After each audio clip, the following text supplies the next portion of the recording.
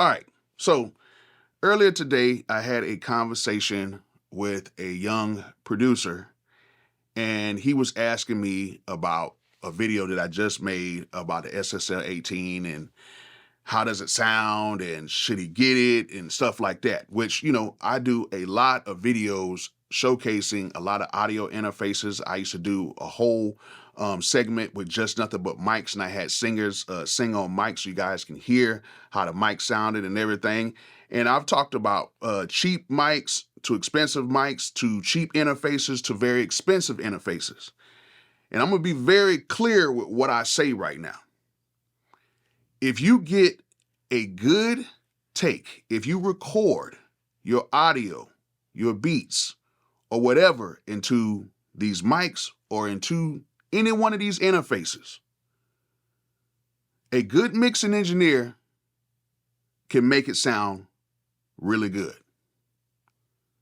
And once the mixing engineer gets it to where it needs to be, a person who knows how to master really good can get it sounding better in certain situations, because sometimes some mastering guys they'll demolish a song. But in theory, if you just get a good take, regardless of what you use, a really good mixing engineer can get it sounding really good. You can get some really good professional results. And I know I come on here and I show you a lot of gear and I try to talk about a lot of things and I try to say, hey, this is really good for the price or whatever. But I'm telling you, gear is not everything. As long as you know how to use the gear, that will make things so much better. So that's what we're going to talk about today. Bolo!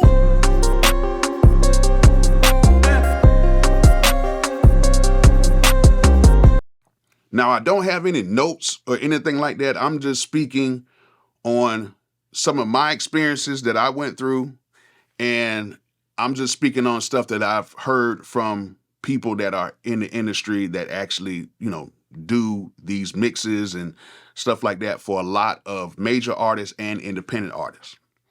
Now, what I will tell you is this, and I'm going to start off with this right here. My biggest record, I talk about it all the time on the channel because it changed my life. Silento's Watch Me Whip, Watch Me Nay Nay. We recorded that on an M-Box 3. We recorded that December 17th, 2014 on an M-Box 3. Okay?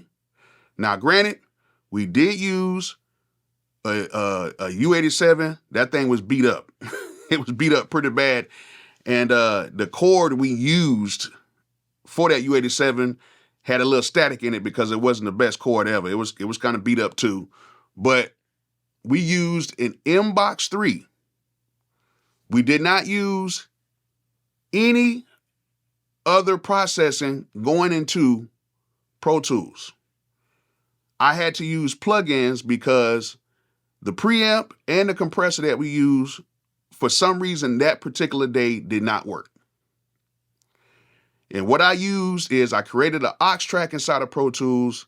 I put a R comp on there and I put an SSL channel on there. And I put the R comp with just a tad bit of compression on his vocals going in. And the SSL plugin, which is by Waves, and the R comp is by Waves as well. The SSL plugin, I didn't do anything to it. I just ran it through just for the sound. And that's it. I ran it in there, and voila. I got a record that right now here on YouTube has over 2 billion streams collectively. Like if you actually go in the video right now, it's 1.9 billion streams, but collectively with all the videos, we're over 2 billion streams just here on YouTube. And what I did was, when I got done with that song, I put just some simple Waves plugins on an aux track. I didn't put anything on the individual tracks. And I put an L2 for the limiter. That's it. And that same mix, if you go to iTunes if you go to Spotify, if you go to wherever, that same mix that I did that night is on iTunes and Spotify right now. That same mix, that mix I did. I took the session home. I just, did a few things to it, and then that was it. Done. I didn't even spend no more than probably about 30 or 45 minutes on that mix after we got it done. It took like 40 minutes to complete the song, and I took it home. It took about 30 or 45 minutes to complete everything. Done. Are you guys trying to build your studio but don't have all the money right now? Well, if you're trying to do that, you might want to go ahead and click on my link in the description and head over to Zounds.com. Zounds has a whole bunch of stuff on the site, and they have a whole bunch of stuff on the site that does not require a credit or background check. Meaning, all you have to do is order it, they will ship it to you, and then you can just make monthly installments while you use your stuff. Now, it's not everything on the site, but it is a whole bunch of stuff on the site that you guys can get right now by clicking my link in the description and heading over to Zounds.com. So why wait? Go ahead and get you some gear today. Later on, once he got signed to Capitol, Jason Joshua actually remixed the record, which he did a phenomenal job on it. And he brought that record to life. Okay? My mix was good, but personally, I like his mix because he brought out the kick. He just brought a little more sparkle out in the vocals. It just sounded complete. And pretty much from that moment right there, it made me think about gear. And it made me think that a lot of this stuff right now is basically a personal preference. And I know I show a lot of gear on my channel, and I know I try to say, hey, get this or get that. The reason being is I'm saying it for basically people in a certain type of monetary class, if I want to say that. There's some people right now who can only afford a $600 interface and a $300 microphone. And then there's some people right now who can afford a $6,000 interface and a $3,000 microphone. So you got to kind of show a little bit of everything, and I'm very, very happy that I'm allowed to be able to do that. However, if you've noticed when I do some of these interfaces, like these tests against other interfaces or whatever, you will notice that a lot of these interfaces are kind of sounding pretty much the same. Some might have a little bit more low end, some might have a little bit more sparkle in the highs, some might sound a little more 3D-ish, if you want to call it like that. But pretty much there's only like maybe a 3 to 5% difference in each one of these interfaces. And I'm talking about interfaces from $200 all the way up to $2,000. Now, some give you a little bit more of a, better dynamic range. Some of them have a little bit more noise in them.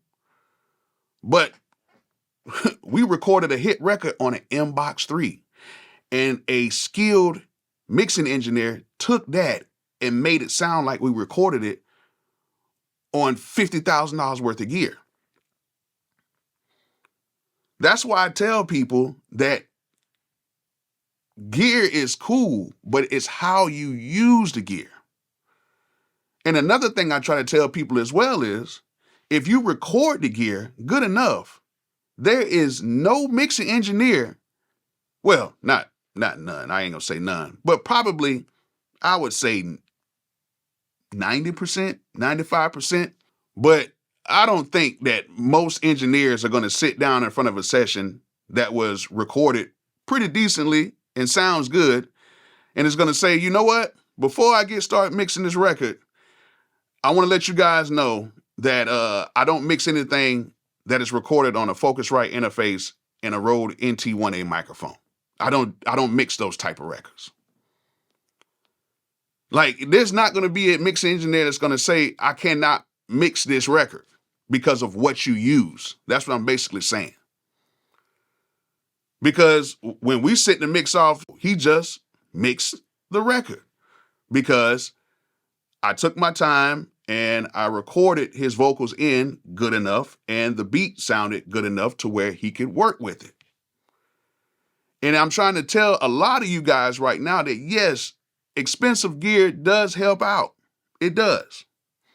But if you do not know how to use that expensive gear, it's not going to do you any better than if you bought a $200 Focusrite interface. It's almost like an Indy, like, NASCAR or something like that. Everybody can drive a car, but just because you're in a very expensive, high value car doesn't mean you can race it around the track like the professionals can. Which I don't know how much those cars are. I know they're in the millions, but it doesn't matter, how much the car is. It matters who's driving the car. And it's the same way when it comes to when you guys are using gear and when you guys are recording. There's just the basic fundamentals of what you need to do to get the best out of your gear. Number one is record it at a nice level. That's it. Just recording at a nice level will get you some good results. If you have a singer, if you have a rapper, let them go in there and try to get the best take possible. You don't want things distorting. You kind of want to, tame the vocals a little bit to where they're not just yelling at certain parts and low at certain parts. You want to try to get a consistent recording if you can. But if you can't, try not to have it where things are peaking and things are distorting. It's that easy. Another thing too is with these microphones, a lot of people saying, oh, this certain microphone is better, this microphone is better. It's all about how you use that particular mic. We all know that every mic is a little different.